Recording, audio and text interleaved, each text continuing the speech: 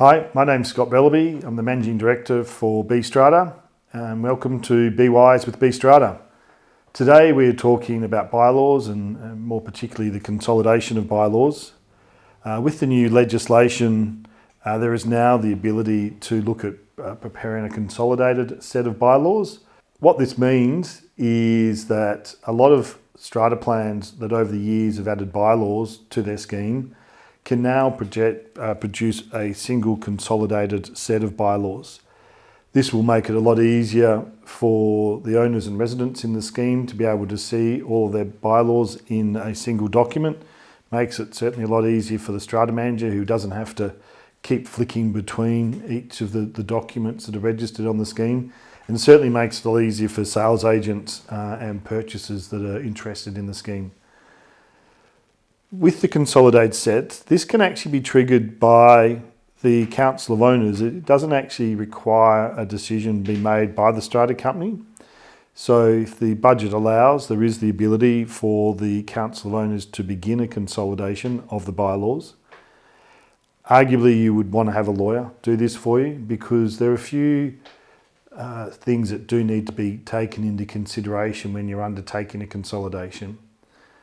Firstly, what the consolidation will do is the lawyer undertaking the consolidation will test the bylaw to determine, is it a governance bylaw, i.e. a Schedule 1 bylaw, or is it a conduct bylaw, a Schedule 2 bylaw? And they will move the bylaws around based on their determination. So we generally see a lot of Schedule 1 bylaws will probably be reclassified as Schedule 2. So part of the consolidation is the bylaws will get ordered appropriately based on the lawyer's interpretation of whether it is a conduct or a governance bylaw. The next thing the lawyer will look to do is test the validity of the bylaw against Section 46 of the legislation. There are a lot of things that will make a bylaw invalid now. It isn't consistent with the legislation, it is always the first test. But if a bylaw is discriminatory, prejudicial or unfair, or affects the devolution of a lot, it could also be ruled invalid. And the lawyer would then make an interpretation, a cautious interpretation, and potentially remove that bylaw from your set of bylaws. What the consolidation doesn't allow is the amendment of bylaws. So this is where, when you instruct your lawyer to undertake a consolidation, you also have to be mindful that there may be additional fees, that once he's prepared the consolidation and he's prepared the new list of bylaws, there'll often be comments that will go with that consolidation. And if a bylaw was referring to an old piece of the legislation and may need to be updated in accordance with the new legislation, he will potentially have a notation there letting you know that that needs to be changed. Also, a lot of bylaws will often reference other bylaws within the set of bylaws. And in that instance, he may indicate that this bylaw was referencing Schedule 2 or bylaw Schedule 2.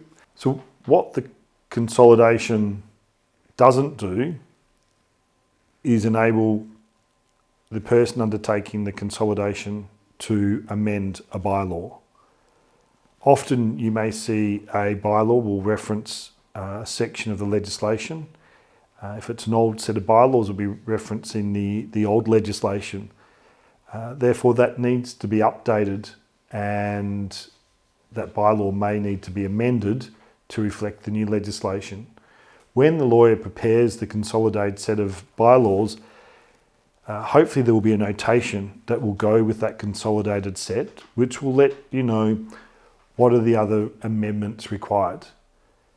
And it will be important to consider that while the consolidated set can be adopted by the Strata company as it stands, it will make a lot more sense if you actually pass the respective resolutions to amend the bylaws to make sure that they do reference the new section of the legislation. Also, the lawyer may make notations to indicate that to ensure the bylaw is valid, potential amendments to the bylaw are required to properly clarify what it is trying to achieve. So it'll also be important to consider these notations and how the bylaw may be better written to ensure it is a lot easier to interpret. Certainly, a good set of bylaws makes everyone's job a lot easier. It provides a clear guidance on how the scheme needs to operate. It makes it a lot easier for the owners to be able to interpret the bylaws, and that goes also for the residents and the tenants in the building. I think in the past, a lot of bylaws have been very ambiguous with regards to the way they've been drafted and are very hard to interpret. So what you want to achieve, arguably going through this consolidation, is getting a nice clean document with all your bylaws listed in a single Schedule 1 and Schedule 2 set.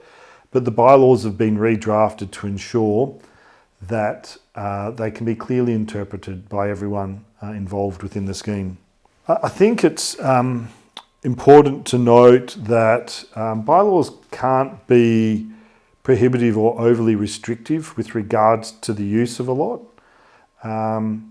There's a big question mark on the ability for bylaws to prohibit outright pets. I think most people are of the opinion that you can't prevent pets from residing within the building. However, you could add a pet bylaw that actually provides a lot of governance and guidelines around how that pet must behave and be controlled within the scheme. And that would go with a lot of the bylaws. You can't outright stop people's use of the common property, but you can provide a set of rules within the bylaw on how that activity may be undertaken. The other item to also be considerate of in undertaking your consolidated SEDA are there additional bylaws that you may want to add to protect the scheme, protect the owners, or just make it easier for the scheme to be managed. Certainly there's a lot of opportunity now with regards to debt recovery bylaws. Within the new legislation, there is the ability for a well-constructed bylaw to enable the Strata company to recover any outstanding debt that a lot owner may owe to the Strata company. It could also go as far as being able to recover costs where a resident has taken unsuccessful action against the Strata company and the Strata company has needed to defend itself. I think it's coming to the agreed conclusion that the new legislation is resulting in a more litigious environment now. I think Strata companies should be anticipating that residents, and it can be a tenant against a tenant, it can be a tenant against the Strata company, it can be a resident or an interested party against the Strata company. It's a lot easier now for people to take action against the Strata company. And therefore, you don't want to have to be having exorbitant costs incurred by the Strata company in defending any action it's taking. If it is properly managing the scheme in accordance with the legislation. So the benefit of a well-drafted debt bylaw, which enables the Strata company to recover costs in an unsuccessful action, should be considered. Also, I'm sitting on a national insurance stakeholder group at the moment, and it's quite clear that there is going to be a lot of upward pressure with regards to premiums and excesses. Lloyd's are largely pulling out of Australia and are not underwriting a lot of our insurance companies, and so they're struggling to get the necessary finance. So I would suggest you need to expect at least a 10% per annum increase on your premiums over the next few years.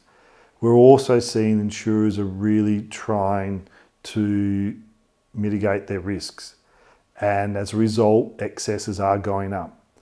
In one scheme, we're aware the excess is $15,000 due to repetitive water damage claims. And a lot of these water damage claims are as a result of the flexi hoses under the sink.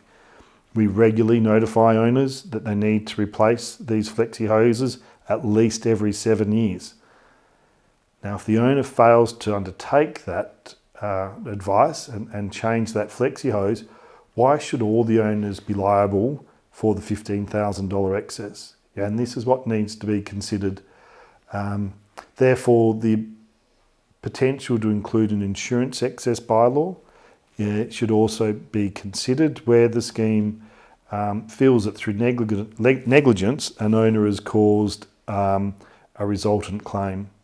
So that is something else I would look at in. Also, prohibited uses or uses that increase the premium, the tattoo parlour, the brothel, they do put significant upward pressure on premiums. So the ability for the Strata company to be able to recover those increase in the premiums would also be beneficial and would be served by having an insurance bylaw added to the scheme.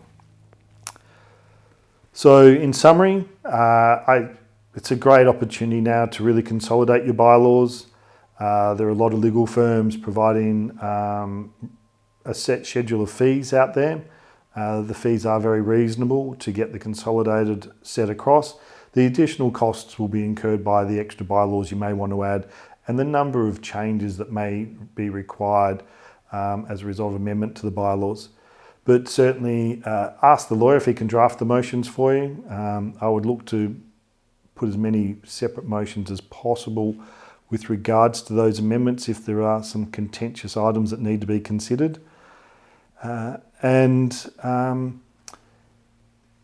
do encourage you, instead of waiting for the introduction of a new bylaw, to look to progress this sooner rather than later.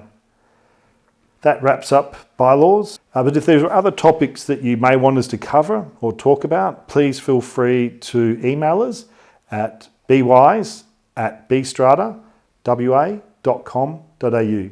So that's bwise@bstrata.wa.com.au.